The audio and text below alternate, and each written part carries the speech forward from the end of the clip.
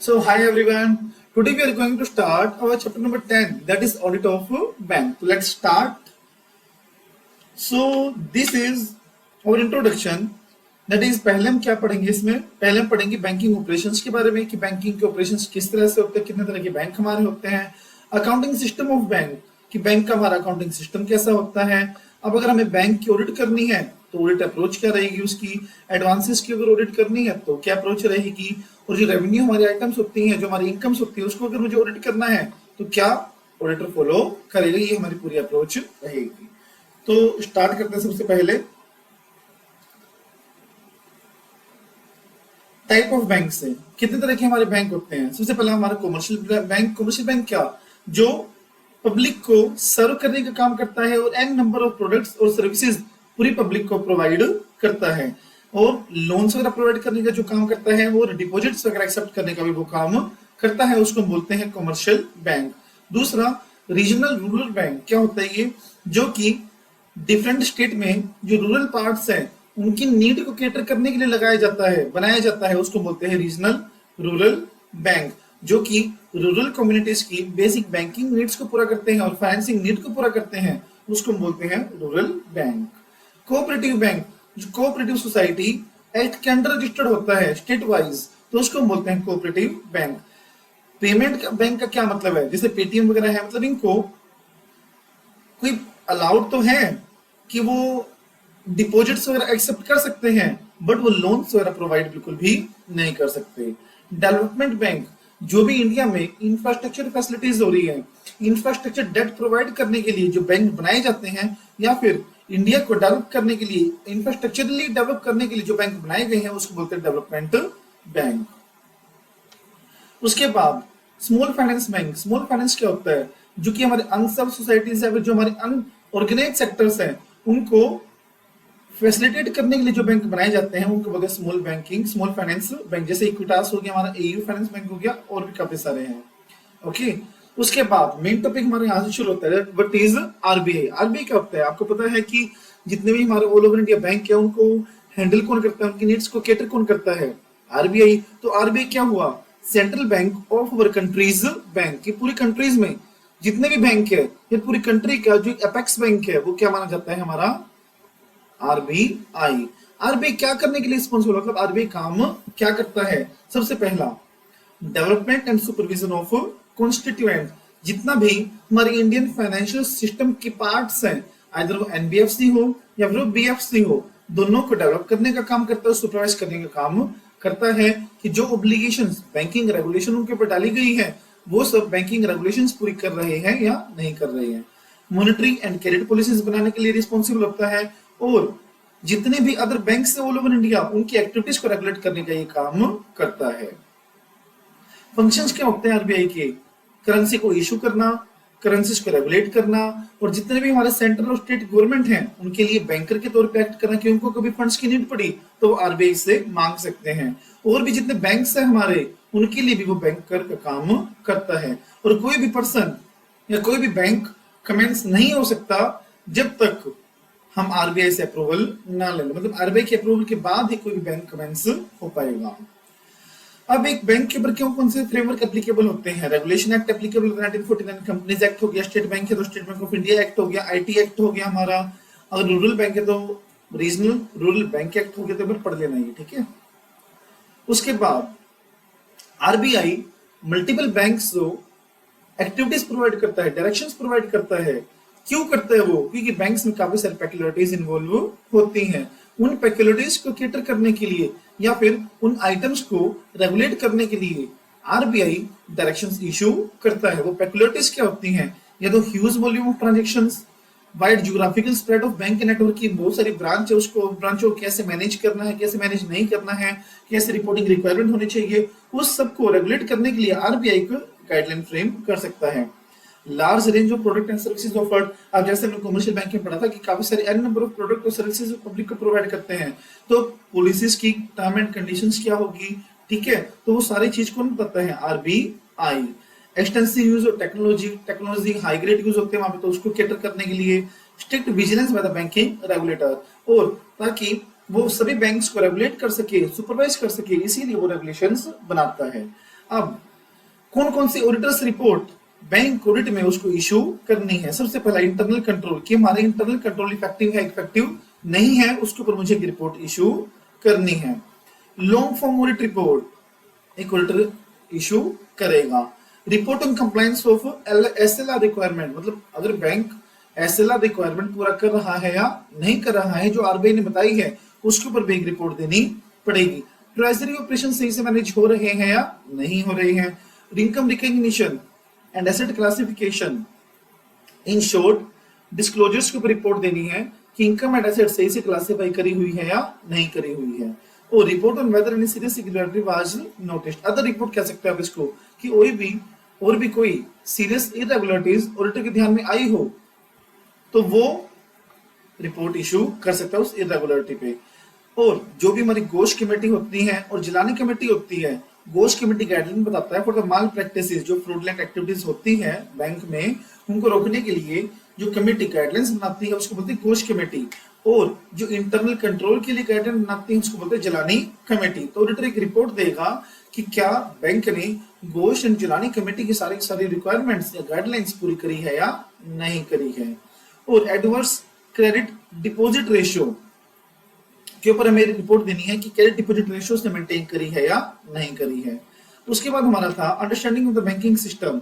अब अगर मुझे बैंक ऑडिट करना है तो सबसे पहले कौन सा अकाउंटिंग सिस्टम उसका यूज होता है, क्या सॉफ्टवेयर यूज करता है, उसकी इंफॉर्मेशन प्रोसेसिंग कैसी है, ऑडिट ट्रेल मेंटेन हो रहा है या नहीं हो रहा है, वो कस्टमाइज है कस्टमाइज नहीं है, वो सारी चीज उसको अंडरस्टैंड करनी पड़ेगी। उसके बाद वो ऑडिट अपनी शुरू कर सकता है। उसके बाद बैंक ऑडिट अप्रोच, ये स्मॉल लेवल पे, मतलब जनरली बात बताई हुई कि जनरली ये चीज परफॉर्म करेगा वो, बाकी डिटेल में हम आगे भी पढ़ेंगे। सबसे पहला अप्रोच में ऑडिटर सबसे पहले क्या करेगा, एक ऑडिट प्लान ड्रॉ करेगा। ऑडिट प्लान किस चीज के ऊपर बेस्ड होगा, ऑपरेशंस के ऊपर, एडवर्स कंसिक्वेंसेस के ऊपर, कंप्लायंस के ऊपर और ऑडिट रिस्क के ऊपर, कि ऑपरेशंस हमारे कॉम्प्लेक्स होंगे तो वैसा प्लान बनाएगा वो, और अगर हमारे एडवर्स फीचर्स मतलब कॉम्प्लेक्स एनवायरनमेंट होगा एंटिटी का तो अपना वैसा वो ऑडिट प्लान बना देगा। कंप्लायंसेस के हिसाब से कि कंप्लाई हो रहा है या नहीं हो रहा है, अगर कंप्लायंस बिल्कुल बढ़िया है तो कम प्लान बना देगा, कम हमें वो वेरीफाई करना है। रिस्क ज्यादा है तो प्लान भी डिटेल्ड होगा। Control environment at the bank, कि बैंक का कंट्रोल इन्वायरमेंट कैसा है, इसमें ऑडिटर दो चीज चेक करेगा कि एप्रोप्रिएट कंट्रोल लगाए हुए हैं क्या वो इफेक्टिवली मैनेज हो रहे हैं या नहीं हो रहे हैं, वो ऑडिटर वेरीफाई करेगा और रिपोर्ट करेगा एक्सेप्शंस पे, फिजिकल सिक्योरिटी पे और प्लानिंग पे। अब कंट्रोल एक्टिविटीज को वेरीफाई करने के लिए क्या क्या क्वेश्चन उसके माइंड में आएंगे, हु, कि कंट्रोल को परफॉर्म कौन कर रहा है, और जो बंदा कंट्रोल को परफॉर्म करने के लिए रिस्पॉन्सिबल है तो उसको रिक्विजिट नॉलेज है या नहीं, मतलब वो कॉम्पिटेंट पर्सन है या नहीं है। Second one is what evidence is available, कौन सा एविडेंस हमारा अवेलेबल है। Just a second,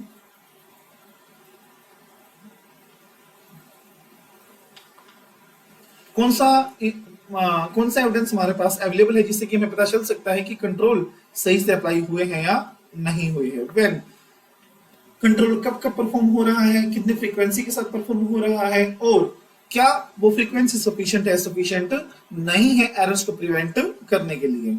where control के इफेक्टिवनेस के लिए मुझे कहां पे एविडेंसेस मिल सकते हैं, और एविडेंसेस एसेसिबल है एसेसिबल नहीं है। व्हाई कंट्रोल क्यों परफॉर्म हुआ है, मतलब क्या ऐसी सिचुएशन आई थी कि मुझे कंट्रोल लगाना पड़ा, और किस तरह के एरर्स वो प्रिवेंट करता है। हाउ कंट्रोल परफॉर्म कैसे होता है, उसकी एक्टिविटीज कैसे है, और क्या वो एक्टिविटी कभी बाईपास हो सकती है क्या, मतलब कभी वो इग्नोर भी हो सकती है क्या, कहीं ऐसा तो नहीं है कि जिस मेंबर्स ने जिस पर्सन ने वो कंट्रोल अप्लाई किया था वो कल्यूड करके उसको बाईपास कर दे। तो ऐसे इंस्टेंसेस हैं तो ऑडिटर वेरीफाई करेगा। उसके बाद अपनी टीम के साथ डिस्कस करेगा। बात सुनो ना, अब बैंक ऑडिट है यार, बैंक ऑडिट को अकेला बंदा थोड़ी करेगा, अब टीम तो वो लेके जाएगा ना, टीम को डिस्कस भी करना पड़ेगा। तो यहाँ पे ऑडिट अप्रोच में थर्ड पॉइंट क्या है कि प्लान बना, पहला पॉइंट क्या प्लान बनाएगा वो, ओके, दूसरा पॉइंट हमारे क्या कंट्रोल एक्टिविटीज को मॉनिटर करेगा, और तीसरा टीम के साथ डिस्कस करेगा कि कब क्या करना है और कैसे करना है।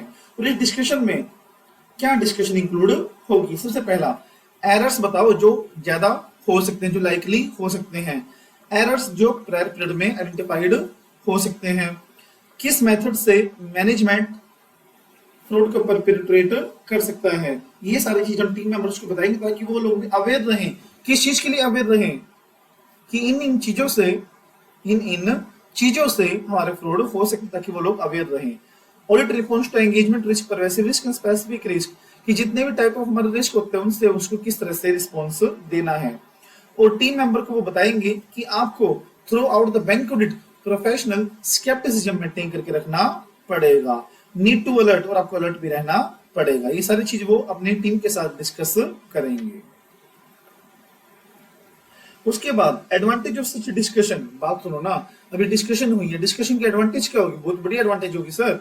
हमें पता चल जाएगा कि कहाँ पे रिस्क हो सकता है, कहाँ पे रिस्क नहीं हो सकता, कहाँ पे हमें एम्फेसिस डालना है, कहाँ पे हमें एम्फेसिस नहीं डालना है। टीम के साथ डिस्कशन करने से मुझे पता चल जाता है कि टीम हमारी कितने एक्सपीरियंस्ड है और किस तरह का काम उनको हमें डेलीगेट करना है। थर्ड, हमें क्या पता चलेगा कि क्या कोई स्पेशलिस्ट को इन्वॉल्व करने की नीड है या नहीं है, क्योंकि जब मैं टीम के साथ डिस्कस करूंगा तो मुझे पता चल जाएगा कि कौन बंदा कॉम्पिटेंट, कौन पर्सन कॉम्पिटेंट नहीं है, और ये मुझे हेल्प करेगा डिसाइड करने में कि मुझे वो काम करने के लिए कोई स्पेशलिस्ट की नीड है या नहीं है। ओके। उसके बाद form and content of financial statement, ये एमसीक्यू आ सकता है आपका। देखो, बैलेंस शीट एंड पी&एल बनाना है हर एक बैंक को, कौन से शेड्यूल में बनाएंगे? थर्ड शेड्यूल में। फॉर्म ए में क्या बनेगा? बैलेंस शीट, और फॉर्म बी में क्या बनेगा? अपना profit and loss account. Okay.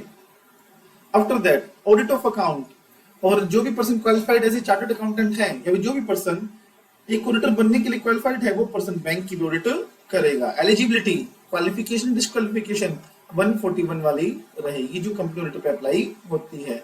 Appointment of auditor, कौन बंदा अपॉइंट करेगा, यहाँ पे बात हो रही है। अगर कोई बैंकिंग कंपनी है तो एजीएम में अपॉइंट होगा।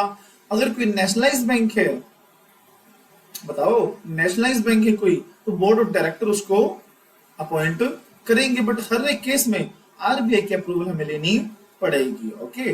और अगर आरआरबीज है, रीजनल रूरल बैंक्स हैं, तो जो खुद का बैंक है वही अपॉइंट करेगा, बट सेंट्रल गवर्नमेंट को उसकी अप्रूवल लेनी पड़ेगी। बस।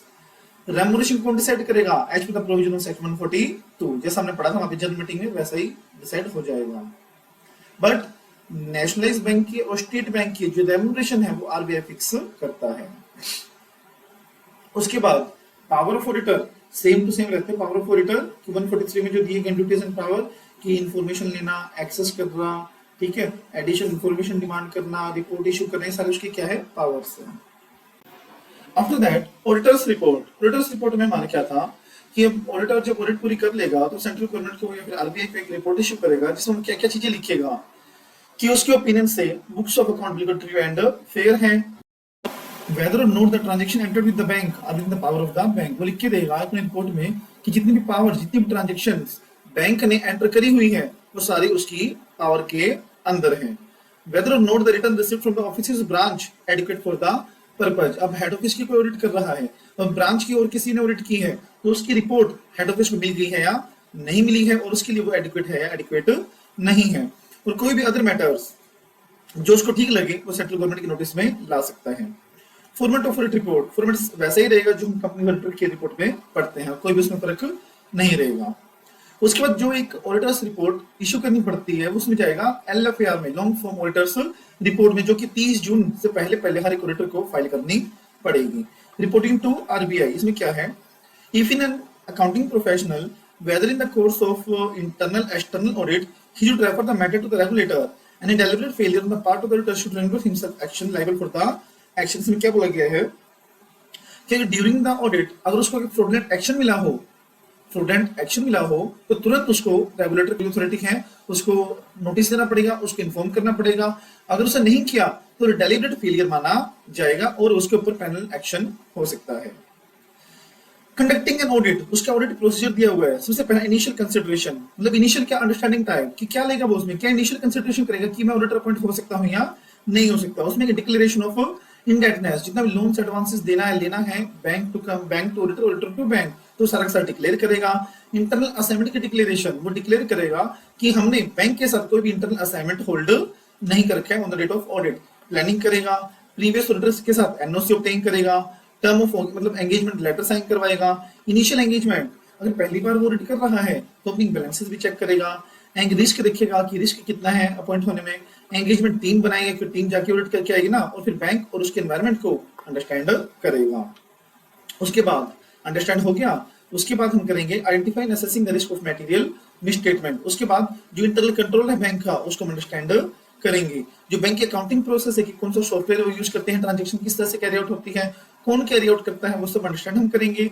रिस्क मैनेजमेंट प्रोसेस इंपॉर्टेंट, कि मैनेजमेंट में रिस्क असेसमेंट प्रोसेस है या नहीं है, ऑडिटर वेरीफाई करेगा। रिस्क असेसमेंट प्रोसीजर को देखने के लिए, अंडरस्टैंड करने के लिए क्या क्या चीजें वो देखेगा, इन्वॉल्वमेंट ऑफ टीसीडब्ल्यूजी, कि क्या टीसीडब्ल्यूजी एक्टिवली पार्टिसिपेट करता है एंटिटी को मैनेज करने में, कि एंटिटी के जो ऑपरेशन है वो मैनेज हो पाए। दूसरा identification, measurement and monitoring of risk, risk को मेजर करेगा, मॉनिटर करेगा और आइडेंटिफाई करेगा। मतलब ये देखेगा कि जो हमारी रिस्क मैनेजमेंट कमेटी बनाई हुई है वो रिस्क को सही से मॉनिटर कर पाती है या नहीं कर पाती है। फिर मेमोरेंडम बनाएगा। मेमोरेंडम क्या है, जो प्लान एंड प्रोग्राम्स उसने बनाए हैं उसकी एक समरी बनाएगा। समरी में वो क्या लिखेगा, जितने प्रोजेक्ट उसने परफॉर्म किए हैं वो, जितने सिग्निफिकेंट इश्यूज उसने आइडेंटिफाई किए थे वो सब लिखेगा, और किस तरह से वो एड्रेस हुए हैं वो सब लिखेगा। ऑडिट मेथोडोलॉजी डिटरमाइन करेगा, गोइंग कंसर्न अप्रोच देखेगा, और मनी लॉन्ड्रिंग के लिए जितने भी फ्रॉड्स हुए हैं उनको असेस करेगा और टाइमली रिपोर्ट भी करेगा। स्पेसिफिक रिस्क को असेस करेगा, और अगर बैंक ने अपनी कोई एक्टिविटीज आउटसोर्स कर रखी हैं, जैसे लोन रिकवरी की हो गई, ठीक है, सेविंग बैंक अकाउंट ओपनिंग की हो गई, तो ऐसी कोई एक्टिविटीज आउटसोर्स कर रखी हैं तो उसमें कितना रिस्क है वो भी ऑडिटर असेस करेगा और उनको सही तरीके से रिस्पॉन्स देगा, ये उसका काम है। स्ट्रेस टेस्टिंग, स्ट्रेस टेस्टिंग क्या होता है कि ऑडिटर चेक करेगा कि बैंक जो सॉफ्टवेयर यूज कर रहा है बैंक ने उनकी स्ट्रेस टेस्टिंग करी है या नहीं करी है। स्ट्रेस टेस्टिंग होता क्या है कि वो देखेंगे कि कितने लेवल तक का एक सॉफ्टवेयर रिस्क कैप्चर कर सकता है, रिस्क टॉलरेट कर सकता है, उसको बोलते हैं स्ट्रेस टेस्टिंग। फिर Basel III framework, Basel III framework क्या होता है, इंटरनेशनल नॉर्म्स होती हैं जो बैंकिंग रेगुलेशन के लिए अलग अलग रूल्स एंड रेगुलेशंस पॉलिसीज वगैरह फ्रेम करता है। तो ऑडिटर चेक करेगा कि जो भी बेसल III ने प्रोवाइड किया हुआ है वो सब फॉलो किया है या नहीं किया है। रिलायंस ऑन अदर रिपोर्ट्स, अब मान लो कोई इंटरनल ऑडिटर्स रिपोर्ट है, कोई प्रीवियस ऑडिटर्स रिपोर्ट है, कोई इंस्पेक्शन रिपोर्ट आई है, कोई करंट ऑडिटर्स रिपोर्ट है, कोई सिक्योरिटी वेरिफिकेशन रिपोर्ट है, या कोई और अदर रिपोर्ट्स है, उनके ऊपर ऑडिटर रिव्यू करेगा और देखेगा कि वो उनके लिए एडिक्वेट है, एडिक्वेट नहीं है। ओके, उसके बाद है अपना एडवांसेस।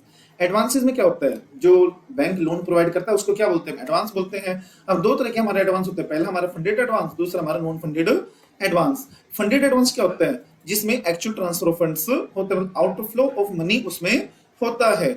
नॉन फंडेड एडवांस मतलब जिसमें कोई भी आउटफ्लो ऑफ मनी नहीं होता, जिसमें बैंक ने गारंटी इशू करी है कि वो डिफॉल्ट करेगा तो मैं पे करूंगा, बट इनिशियली कोई भी आउटसोर्स या फिर कोई भी आउटफ्लो नहीं हुआ है, तो उसको बोलते हैं non funded advance.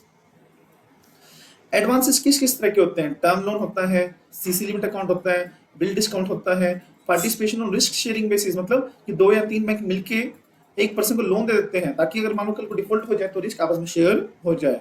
Interest bearing staff loan या फिर एम्प्लॉय के लोन हो गए।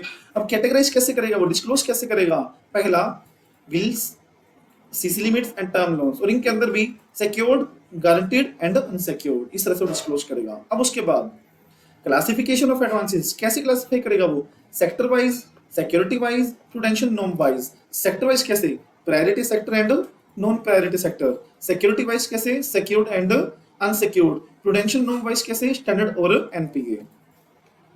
सेक्टर वाइज कैसे वो क्लासिफाई करेगा कि कितने लोन उसने एग्रीकल्चर को दे रखी है, कितने एमएसएमईज को दे रखी है, कितने एजुकेशन को दे रखी है, कितने हाउसिंग लोन वगैरह प्रोवाइड कर रखे हैं, मतलब इन सभी सेक्टर्स को अलग अलग बाइफरकेट कर देगा। सिक्योरिटी वाइज क्या, मतलब कितने सिक्योर्ड है, नो डाउट, प्राइमरी सिक्योरिटी और कोलेटरल सिक्योरिटी। प्राइमरी सिक्योरिटी क्या होता है, जब लोन लेने के टाइम पे जो इनिशियल सिक्योरिटी उसने अपने पास रखी है उसको बोलते हैं प्राइमरी सिक्योरिटी, और बाद में अगर अमाउंट एक्सीड होने से कोई एडिशनल सिक्योरिटी वो लेके आएगा तो उसको बोलते हैं कोलेटरल सिक्योरिटी।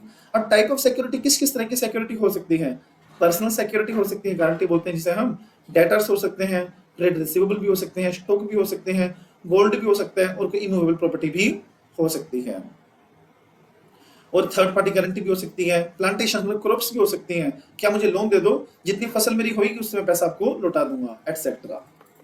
ओके, फिर mode of creation of security. Security को क्रिएट करने का मोड क्या है, ऊपर था टाइप ऑफ सिक्योरिटी, ये है कि सिक्योरिटी को हम क्रिएट कैसे कैसे कर सकते हैं, मॉर्गेज से। मॉर्गेज में हमारा क्या होता है कि सामान उठाने लायक नहीं होता, मैं सिर्फ सामने वाले को उसके पेपर्स डिलीवर करता हूँ, उसमें भी दो चीज आती हैं, registered mortgage and equitable mortgage.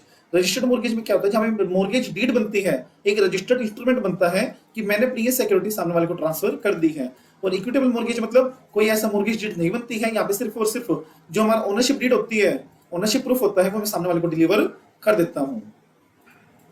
Pledge, pledge का मतलब क्या है, जहां पे हम गुड्स को उठा के डिलीवर कर देते हैं, जैसे गोल्ड हो गया, गोल्ड लोन किस में आता है, वो प्लेज में आता है। हैपोथिकेशन, हैपोथिकेशन में क्या है कि बोरोवर के पास गुड्स तो होते हैं, बट वो किसके बिहाफ पे होते हैं, वो बैंक के बिहाफ पे होते हैं। अगर मान लो कोई भी ईएमआई वगैरह में उसने डिफॉल्ट किया, तो बैंक उससे वो पैसा रिकवर, वो चीज रिकवर कर सकता है। असाइनमेंट, असाइनमेंट का क्या मतलब होता है, अब लेट्स से मेरा कोई राइट है, मेरी कोई एसेट है, लेट्स से मुझे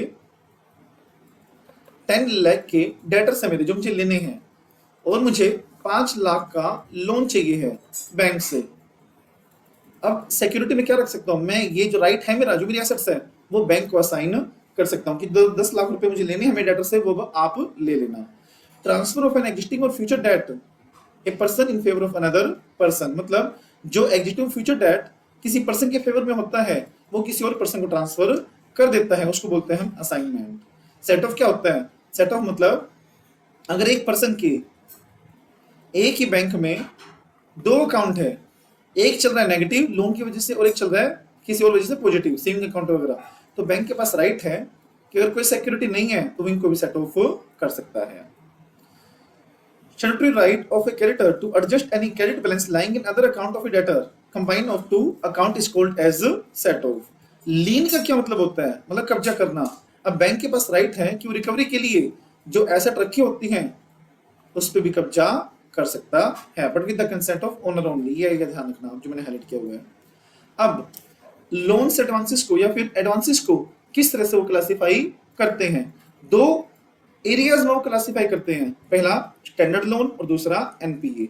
स्टैंडर्ड लोन कौन सा, जब सब कुछ रेगुलर हो, पेमेंट की प्रिंसिपल की पेमेंट सही से आ रही हो और इंटरेस्ट की पेमेंट भी सही से आ रही हो, उसको बोलते हैं स्टैंडर्ड रेगुलर। अब अगर ड्यू डेट आ गई और ड्यू डेट के 90 दिन के अंदर अंदर उसको हम क्या ट्रीट करेंगे, उसको ट्रीट करेंगे हम एसएमए, और 90 दिन के बाद तक वो ओवर ड्यू रहा तो उसको बोलेंगे एनपीए। अब एसएमए में 3 कैटेगरी आती है। एसएमए 0 में क्या, ड्यू डेट आ गई और अगले 30 दिन के अंदर अंदर हम उसको ट्रीट करेंगे एसएमए 0। 30 दिन 31वें दिन से लेके 60वें दिन तक हम उसको ट्रीट करेंगे एसएमए 1। अब 61st डे से लेके 90 डे तक हम उसको ट्रीट करेंगे 2, एसएमए 2।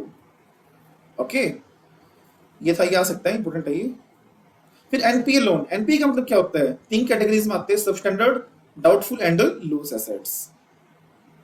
एनपीए क्या होता है, या तो इंटरेस्ट या प्रिंसिपल 90 दिन तक ओवरड्यू रहे, ओवरड्यू ड्यू नहीं ओवरड्यू रहे, ड्यू डेट आ चुकी है उनकी, 90 दिन तक ओवरड्यू रहे तो 90 दिन के बाद वो हो जाएंगे एनपीए। दूसरा, ये तो होगी टर्म लोन की बात, अगर वो कैश क्रेडिट लिमिट है, सीसी लिमिट है या बैंक ओवरड्राफ्ट है, तो वहां पे एनपीए की जगह पर यूज होता है आउट ऑफ ऑर्डर। केवल आउट ऑफ ऑर्डर हो तो भी हमारा वो एनपीए माना जाएगा। अब आउट ऑफ ऑर्डर कब माना जाएगा, मतलब CC limit out of order कब मानी जाएगी, सबसे पहला अगर outstanding balances sanction drawing power से हमेशा ज्यादा हो, मतलब मैंने उसको 10 लाख का मैक्सिमम बोला कि 10 लाख का विड्रॉ करवा सकते हो, बट इंटरेस्ट ऐड होके उसका अमाउंट हो गया 14 लाख रुपए। ओके, तो वो हो गया हमारा अमाउंट आउट ऑफ ऑर्डर। अगर जो हमारा आउटस्टैंडिंग बैलेंस है लेस देन सैंक्शनड लिमिट है, जो लिमिट सेट करी है उससे कम है, बट इतना सफिशिएंट भी नहीं है, sorry less than sanction limit है, बट पिछले 90 दिनों में कोई भी क्रेडिट ट्रांजैक्शन नहीं हुई है, मतलब 10 लाख का लिमिट थी, 8 लाख है, नो डाउट कम है, बट पिछले 90 दिन 1 रुपया भी क्रेडिट नहीं हुआ है, बट इतना सफिशिएंट नहीं है कि उससे इंटरेस्ट भी रिकवर हो पाए, तो उसको हम बोल देंगे आउट ऑफ ऑर्डर। पहला क्या, पिछले 90 दिनों में कोई भी पैसा ना आया हो, पहला आउट ऑफ ऑर्डर। दूसरा, लिमिट से ज्यादा हो हमेशा, दूसरा। तीसरा, अमाउंट आया तो है पिछले 90 दिनों में, बट इतना सफिशिएंट भी नहीं है कि उससे इंटरेस्ट भी सेट ऑफ हो पाए, तो उसको बोलते हैं आउट ऑफ ऑर्डर। और मैंने आपको बता दिया है। अब प्रोविजनिंग रिक्वायरमेंट क्या है, चाहे वो टर्म लोन हो, चाहे वो आउट ऑफ ऑर्डर हो। जब वो आउट ऑफ ऑर्डर हो गया या फिर 90 दिन से ज्यादा ओवरड्यू हो गया तो ट्रीट कर लिया जाता है एनपीए, और एनपीए के केस में हमें प्रोविजन फॉर लॉस बनाना पड़ता है। ओके, कितना कैसे प्रोविजन बनेगा वो हम पढ़ेंगे ऐसे। अगर एनपीए अब हुआ है, अगले 12 महीनों तक, 12 साल, अगले 12 महीनों तक वो रहेगा सब स्टैंडर्ड एसेट की कैटेगरी में, सब स्टैंडर्ड कैटेगरी में, और प्रोविजन बनाना पड़ेगा 15%। 12 महीने एक्सपायर होने के बाद अगले 1 साल के लिए वो चला जाएगा डाउटफुल 1 कैटेगरी में, और अगले 1 साल से लेके 3 साल तक, मतलब 1 साल एक्सपायर होने के 3 साल तक वो रहेगा D2 में। 3 साल के बाद वो चला जाएगा D3 कैटेगरी में। D1 के लिए है 25% सिक्योर्ड के लिए, अनसिक्योर्ड के लिए 100%। D2 में 40% सिक्योर्ड के लिए, 100% अनसिक्योर्ड के लिए। D3 में 100% सिक्योर्ड के लिए और 100% अनसिक्योर्ड के लिए, कोई दिक्कत ही नहीं है। और अगर कोई लॉस एसेट है कि प्रूफ हो गया किससे, तो चौनी भी नहीं आनी, तो वो होते लॉस एसेट, और 100% प्रोविजन मुझे बनाना पड़ता है। ओके, उसके बाद इंपॉर्टेंट पॉइंट है, करेक्ट और इनकरेक्ट एमसीक्यू क्यों आ सकता है इसमें। जो हम एसेट क्लासिफाई करेंगे कि फलाना लोन हमारा एनपीए है या एनपीए नहीं है, तो वो हम बोरोवर वाइज करेंगे, फैसिलिटी वाइज नहीं करेंगे। सर समझाओ एक बार। जैसे अब मिस्टर राम है, अब से 2 लोन लिए हुए हैं, एक हाउस लोन और एक लिया हुआ let's say term loan. Okay, अब हाउस लोन इसका रेगुलर चल रहा है, बट टर्म लोन में से डिफॉल्ट कर रखा है, ये हो रखा है एनपीए। तो फैसिलिटी वाइज क्या, हाउस लोन की फैसिलिटी और टर्म लोन की फैसिलिटी। तो राम को फैसिलिटी वाइज एनपीए नहीं करा जाएगा, बोरोवर वाइज, मतलब उसका टोटल देखा जाएगा कि अगर कोई एक लोन भी एनपीए हुआ तो उस बोरोवर को एनपीए मान लिया जाएगा, डिफॉल्टर मान लिया जाएगा। और ऑडिटर को वो चीज विद केयर हैंडल करनी है कि ऐसा ना हो कि बैलेंस शीट डेट पे goods, not goods, balance sheet date पे अमाउंट क्रेडिट हो गया हो और बाद में वही अमाउंट विड्रॉ कर लिया हो, उससे ट्रांजैक्शन घुमाने के लिए पैसा डाला है, ऐसा हो तो उसका वे रहना चाहिए। उसके बाद गवर्नमेंट गारंटीड एडवांसेस। अगर मान लो, सुनो ध्यान से, हमने भी ऊपर क्या पढ़ा कि ओवरड्यू के बाद एनपीए आ जाता है, प्रोविजन बनाना पड़ता है, एनपीए हो जाता है 90 दिन के बाद या फिर आउट ऑफ ऑर्डर होने के बाद। अब अगर मेरे जो एडवांसेस है वो सेंट्रल गवर्नमेंट ने गारंटी कर रखे हैं, तो मैं उस एसेट को कभी भी एनपीए नहीं मान सकता, इवन 90 दिन से ज्यादा या आउट ऑफ ऑर्डर क्यों ना हो गया हो। समझना इस बात को, आया समझ, याद रखना। और वहीं पे अगर वो स्टेट गवर्नमेंट ने दे रखा है तो जो जनरल प्रोविजन अप्लाई होते हैं कंपनी के ऊपर, वैसे ही प्रोविजन उसके ऊपर भी अप्लाई हो जाएंगे। दूसरा, थर्ड पॉइंट, अगर सेंट्रल गवर्नमेंट ने गारंटी कर रखा हो तो वो एसेट को एनपीए नहीं करेंगे, गॉट इट, बट उसकी इनकम रिकॉग्नाइज करनी हम बंद कर देंगे, उसकी इनकम कभी भी रिकॉग्नाइज नहीं करेंगे। तो सेंट्रल गवर्नमेंट में क्या है, एनपीए इनकम रिकॉग्निशन पर्पज से हो जाएगा बट एसेट पर्पज से नहीं होगा, बट स्टेट के लिए जो नॉर्मल प्रोविजन होते हैं वही हम फॉलो करेंगे। उसके बाद एडवांसेस अंडर कंसोर्टियम, जब 2 या 2 से ज्यादा बैंक मिलके टीम बना के किसी और को लोन से एडवांसेस प्रोवाइड करते हैं तो उसको हम बोलते हैं कंसोर्टियम। ओके, और usually bank with higher share will lead the consortium, जिसका हायर शेयर होता है उसको हम कंसोर्टियम बोलते हैं, उसको वो लीड करेगा। ओके, मतलब 4 बंदों की टीम है, उसमें से जिसका ज्यादा शेयर होगा सबसे, वो पूरी टीम को लीड करेगा। अब यहां पे A B C D bank ने मिलके मिस एफ को लोन दिया हुआ था। अब ए का यहां पे था 70% शेयर, तो लीड ये हो गया, तो जितने भी पैसे आएंगे वो इसके पास आएंगे। ओके, और फिर ये सब में डिसबर्स करेगा। अगर इसने डिसबर्स नहीं किए तो ये लोग अपनी बुक्स में इसके खिलाफ लोन अमाउंट को एनपीए ट्रीट कर सकते हैं। The account should be treated as non service in the books of other members bank and therefore NPA. अगर उनको पैसा नहीं मिला टाइम पे कस्टमर से आने के बावजूद भी, तो वो अपनी बुक्स में अमाउंट को एनपीए ट्रीट कर लेंगे। उसके बाद ड्रॉइंग पावर ध्यान से निकालेंगे, बस ये बात दी हुई है।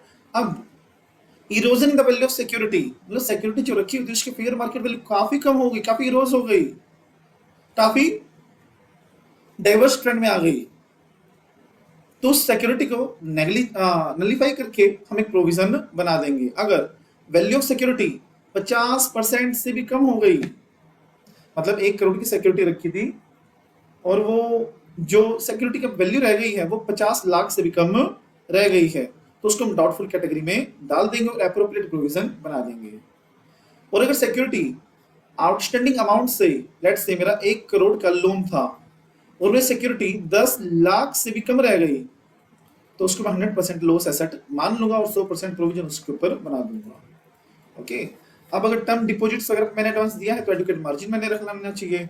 और अगर नेचुरल कैलामिटी की वजह से जो एग्रीकल्चर एडवांसेस थे वो अफेक्ट होते हैं, वो रीशेड्यूल्ड होते हैं। ओके, बेसिकली क्या बोला हुआ इसमें, अगर मान लो कि एग्रीकल्चर एडवांसेस था, जो प्लांटेशन सिक्योरिटी जिनकी, अगर मान लो नेचुरल कैलामिटी आ गई हो और सारी क्रॉप्स खराब हो गई हो, तो उस केस में बैंक के पास एक राइट है कि वो रीशेड्यूल कर सकता है टर्म्स को as per the direction given by the RBI. Advance to staff, staff को एडवांस दे सकते हैं, बट इंटरेस्ट, स्टाफ के केस में इंटरेस्ट जब पेबल होगा जब प्रिंसिपल पूरा पे हो जाएगा और उसको एनपीए ट्रीट नहीं करेंगे। एग्रीकल्चर एडवांसेस, एग्रीकल्चर एडवांसेस दो तरह के होते हैं हमारे, पहला हमारा होता है लॉन्ग ड्यूरेशन क्रॉप, दूसरा हमारा होता है short duration crop. Long duration crop कौन सा होता है, जो लॉन्गर देन 1 ईयर होता है। मतलब लॉन्ग ड्यूरेशन क्रॉप मतलब उस क्रॉप पे दिया है मैंने जिसका हार्वेस्टिंग टाइम 1 साल से ज्यादा का है, और शॉर्ट टाइम जिसका 1 साल से कम का होता है। अब शॉर्ट ड्यूरेशन क्रॉप लोन कब एनपी माने जाएंगे, जब वो 2 क्रॉप सीजन तक आउटस्टैंडिंग रहेंगे तब वो एनपी माने जाएंगे। और वहीं पे अगर long term crop agriculture advance था तो वो जब 1 क्रॉप सीजन तक ओवरड्यू रह जाएगा तब मैं उसको एनपी ट्रीट करूंगा। ध्यान रखना इस चीज को। Most important, computation of DP, ये पूरा क्वेश्चन आ सकता है, how to compute the DP, residence लिख के आना आपको इसमें। पहले मीनिंग, डीपी क्या होता है, मैक्सिमम अमाउंट जहां पे कंपनी विड्रॉ कर सकती है। सैंक्शन लिमिट क्या, देखो सैंक्शन लिमिट क्या है, maximum exposure that can a bank take toward a particular client, तो जितनी सिक्योरिटी है उतना ही हमारा सैंक्शन लिमिट की, वहां तक हम लोन दे सकते हैं, बट जब उसमें से मार्जिन हम काट देते हैं अपना तो वो आ जाती है हमारी ड्रॉइंग पावर। अब ऑडिटर को कंसिडर करने हैं कि जितने भी हमारे अकाउंट्स है वो हमारे ड्रॉइंग पावर के अंदर रहने चाहिए और सैंक्शन लिमिट के अंदर भी वो रहने चाहिए। बैंक ड्यूटी, बैंक की ड्यूटी क्या है कि जितने भी हमारी वर्किंग कैपिटल लोन्स एडवांसेस है या जो टर्म लोन्स है उनके पास एडिक्वेट सिक्योरिटी होनी चाहिए। ऑडिटर कंसर्न क्या है दोबारा से, कि अगर कोई हमारी सीसी लिमिट है या कोई हमारे करंट एसेट के बेस पे लोन लिया गया है तो क्वार्टरली रिटर्न या स्टॉक स्टेटमेंट टाइमली सबमिट हो गई हो। कंप्यूटेशन ऑफ डीपी, जो गाइडलाइन फ्रेम कर रखी है बीओडीज ने या फिर आरबीआई ने, तो उसके अनुसार हमारी डीपी कंप्यूट हुई हो। स्टॉक ऑडिट, अगर हमारा एक्सपोजर 5 करोड़ से ज्यादा है तो स्टॉक ऑडिट भी करवाई हो, बैंक के द्वारा स्टॉक ऑडिट हुई हो कि एक्चुअल उतना स्टॉक है या नहीं है। अगर वर्किंग कैपिटल लोन हमारा 5 करोड़ से ज्यादा है तो ये कारों में भी आता है अपने। अब ऑडिट ऑफ एडवांसेस, क्या ऑडिट ऑफ एडवांसेस, देखो कि जो एडवांसेस दे रखे हैं कंपनी ने उनको किस तरह से वो वेरीफाई करेगा, बड़े ध्यान से सुनना। हम एडवांसेस को वेरीफाई करने के लिए, ऑडिट करने के लिए क्या क्या चीज ऑडिटर देखेगा, पहला एडवांसेस उतने ही इंक्लूड होने चाहिए, फिर जो एडवांसेस इंक्लूड किए गए हैं वो सिग्निफाई करेगा कि इतने अमाउंट हमारा outstanding at the rate of balance sheet था।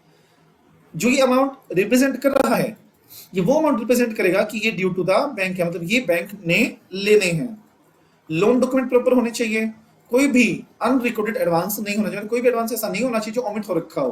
प्रॉपर वैल्यूएशन होनी चाहिए सिक्योरिटी की, और एडवांसेस को प्रॉपर्ली डिस्क्लोज और क्लासिफाई भी करना चाहिए, और एज पर आरबीआई नॉर्म्स सारे प्रोसेस फॉलो होने चाहिए। अब इसमें मुझे इंटरनल कंट्रोल इवैल्यूएट करना है तो वही वाले प्रोसीजर कुछ अलग नहीं कि अमाउंट वैलिड है या नहीं है, लोन डॉक्यूमेंटेशन सही है या नहीं है, अकाउंट्स जो वो ऑपरेटिव है या नहीं है, हमारे सिक्योरिटी वैल्यूएशन सही है या नहीं है, आरबीआई की नॉर्म्स कंप्लाई हो रही है नहीं हो रही है, और एपी भी हम लगा सकते हैं कि पिछली बार कितना था अब कितना है, या फिर जो डेट इक्विटी रेशियो होते हैं वो मेंटेन हो रही है नहीं हो रही है, या फिर जो हमारे लोन्स एडवांसेस रेशियोज होते हैं वो कंप्लाई हो रही है नहीं हो रही है, एटसेट्रा। अब मुझे इंटरनल कंट्रोल इवैल्यूएट करना है जो एडवांसेस के ऊपर लगाया गया है, तो वो किस तरह से हम वेरीफाई करेंगे। पहला, इंटरनल कंट्रोल को एडवांसेस के ऊपर कैसे वेरीफाई करना है, पहला क्रेडिट वर्दीनेस का प्रोविजन बैंक में होना चाहिए। कैसा कि बैंक लोन जब भी देगा जब सामने वाले की क्रेडिट वर्दीनेस पता चल जाएगी। डॉक्यूमेंटेशन करवानी है पूरी जब जाके लोन देना है, जो भी हमारी टर्म्स एंड कंडीशन आरबीआई ने बताई हुई है उनको सबको हमें कंप्लाई करना है, सफिशिएंट मार्जिन रखना है। सफिशिएंट मार्जिन कैसे, मतलब जितनी सिक्योरिटी है उसमें से 10-20% मार्जिन कट करना है, उसके बाद जो आएगा वो मुझे लोन के रूप में सामने वाले को देना है।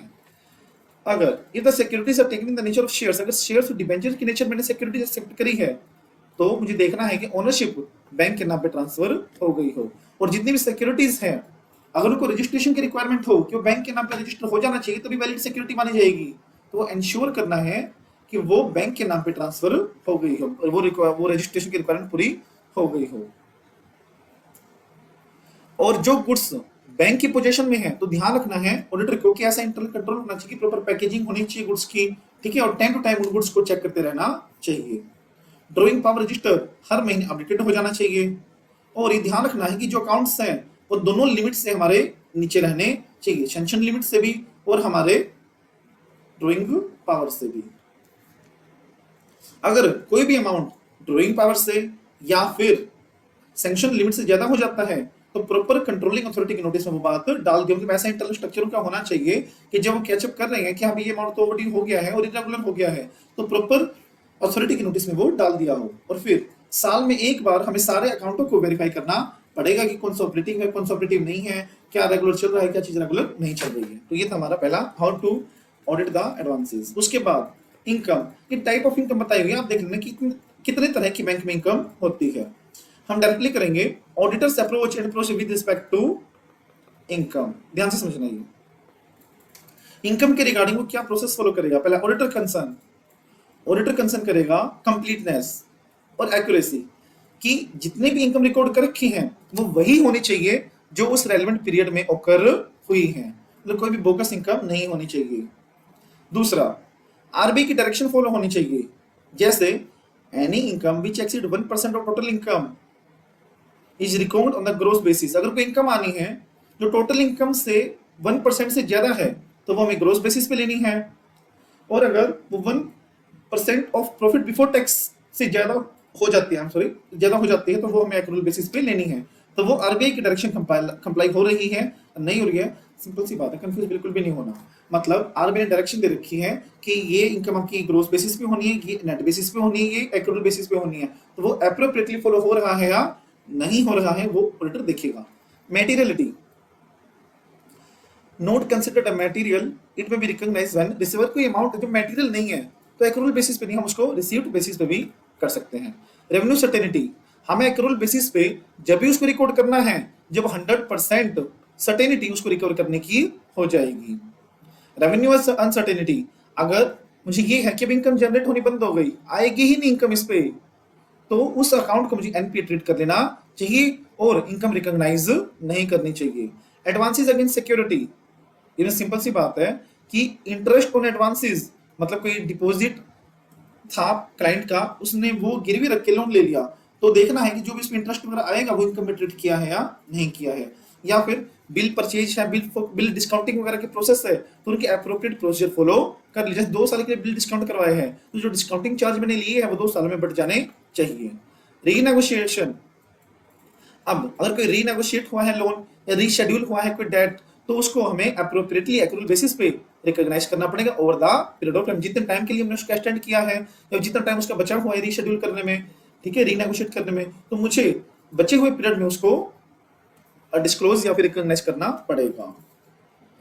After that most important that is reversal of income. Reversal of income में क्या है, अगर एक बार हमारा अकाउंट एनपीए हो गया तो उसके बाद जितना भी इंटरेस्ट इकट्ठा हुआ था और जो पहले हमने रिकॉर्ड किया था वो सारा का सारा हमें रिवर्स करना पड़ेगा, और सिमिलर जो इनकम आ रही है उससे, उस अकाउंट से वो सारे फीस सारे कमीशन आ रहे हैं तो वो भी सारा का सारा मुझे रिवर्स करना पड़ेगा।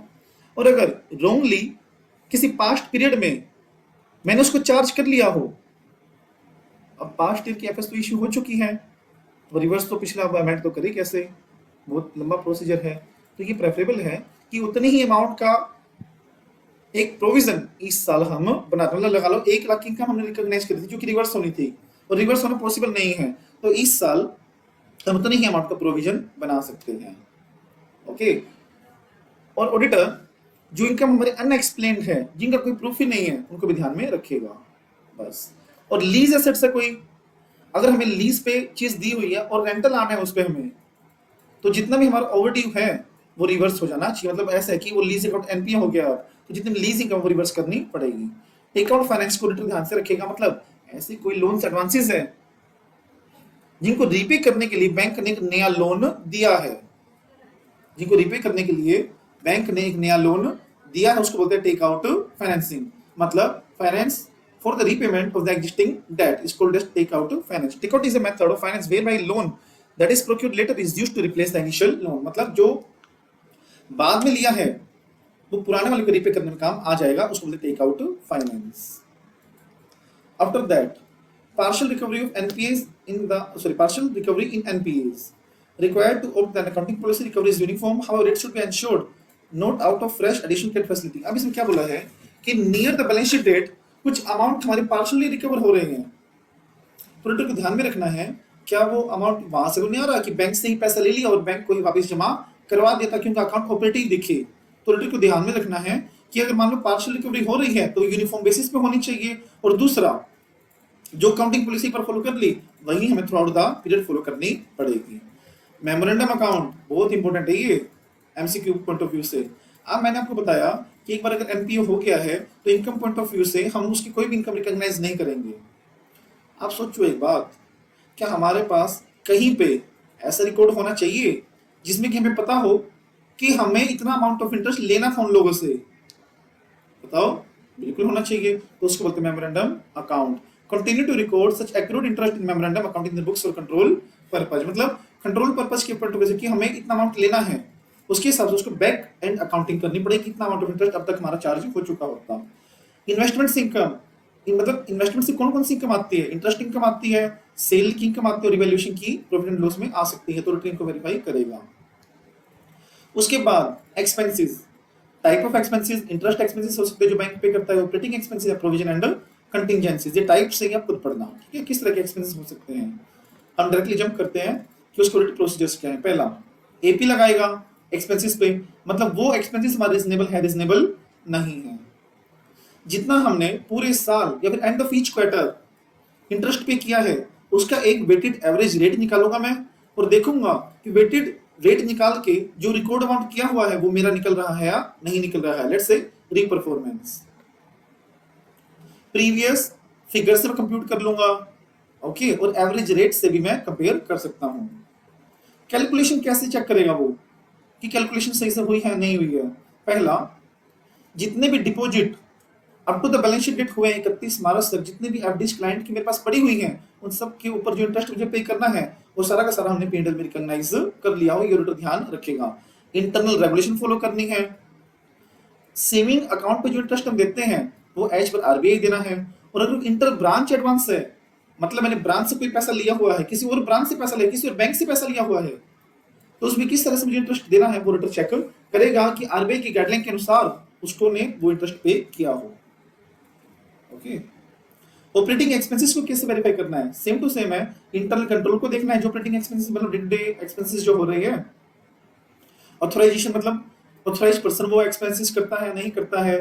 डाइवर्जेंट ट्रेंड्स मतलब ऐसे कोई एक्सपेंसेस जो पिछले साल में काफी कम थे पर ज्यादा बढ़े हुए हैं, तो कि डाइवर्जेंट ट्रेंड है तो वो भी चेक करना है। एपी अप्लाई कर लेगा, मतलब नॉन फाइनेंशियल आइटम के साथ कंपेयर कर लेगा, उसको पास्ट ईयर के साथ कंपेयर कर लेगा, सिमिलर इंडस्ट्री के साथ कंपेयर भी कर सकता है, और सपोर्टिंग डॉक्यूमेंट भी चेक करेगा। अब जो बैलेंस शीट में प्रोविजंस एंड कंटीजेंट लायबिलिटी दिख रही है उसको कैसे वेरीफाई करेगा? सबसे पहले जो वेरियस एएस की रिक्वायरमेंट्स है, रेगुलेटरी रिक्वायरमेंट है, वो कंप्लाई हुई है या नहीं हुई है वो देख लेगा। और provision as per standard assets, NPA assets या फिर एज पर रिक्वायरमेंट कंप्यूट हुआ, जैसे याद है ना 15, 25 और 100, 40 ऐसा कुछ पढ़ा था हमने, 1, 2, 3 कैटेगरी में आते थे, तो उनके अकॉर्डिंग अंडरस्टैंड करना है कि उनके अकॉर्डिंग हमारा प्रोविजन कंप्यूट हुआ हो। Breakup of standard loans NPAs, अब ऑडिटर को देखना है कि उनका ब्रेकअप लेना है कि आपके अनुसार कितने स्टैंडर्ड में आते हैं, कितने हमारे एनपीए में आते हैं और कितने हमारे आउटस्टैंडिंग से मैच हो रहे हैं, कितने हमारे मैच नहीं हो रहे हैं। बात सुनो ना, अब स्टैंडर्ड के ऊपर अलग से इंटरेस्ट एक्सपेंस आएगा।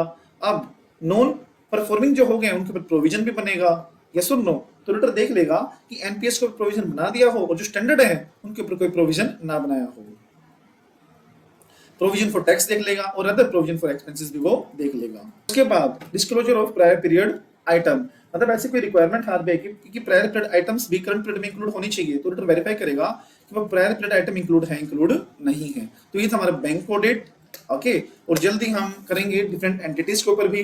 तो till then stay tuned, have a nice day, bye bye, keep smiling.